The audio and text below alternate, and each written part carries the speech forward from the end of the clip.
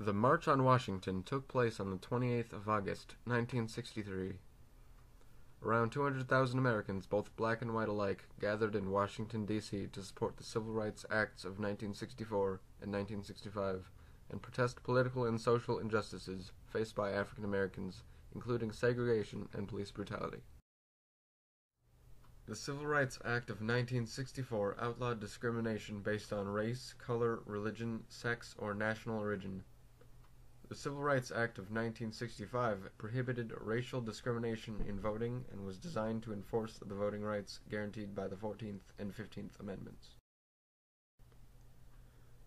The march was organized by a number of civil rights and religious groups, and the six most influential among them were known as the Big Six. The groups and their representatives included James Farmer, the founder of Congress of Racial Equality, or CORE; Martin Luther King Jr., the chairman of the Southern Christian Leadership Conference, or SCLC; John Lewis, the president of the Student Nonviolent Coordinating Committee, or SNCC; A. Philip Randolph, the organizer of the Brotherhood of Sleeping Car Porters; Roy Wilkins, the executive director of the National Association for the Advancement of Colored People, or NAACP; and Whitney Young, the executive director of the National Urban League.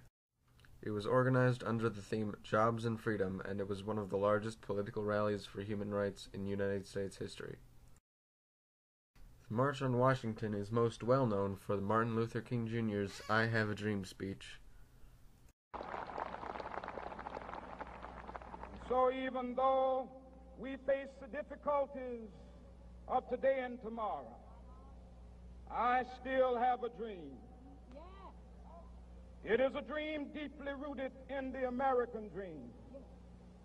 I have a dream that one day this nation will rise up and live out the true meaning of its creed. We hold these truths to be self-evident, that all men are created equal.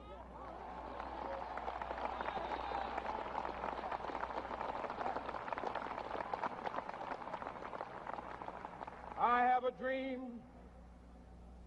that one day on the red hills of Georgia, the sons of former slaves and the sons of former slave owners will be able to sit down together at the table of brotherhood. I have a dream that one day even the state of Mississippi, a state sweltering with the heat of injustice, sweltering with the heat of oppression, will be transformed into an oasis of freedom and justice. I have a dream that my four little children will one day live in a nation where they will not be judged by the color of their skin, but by the content of their character. I have a dream today.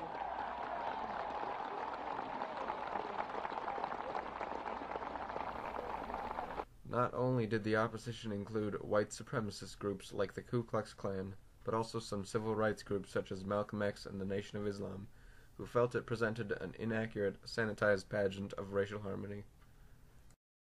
The March on Washington helped create momentum for the Civil Rights Acts of 1964 and 1965, and helped shed light on the racism that was going on in the United States.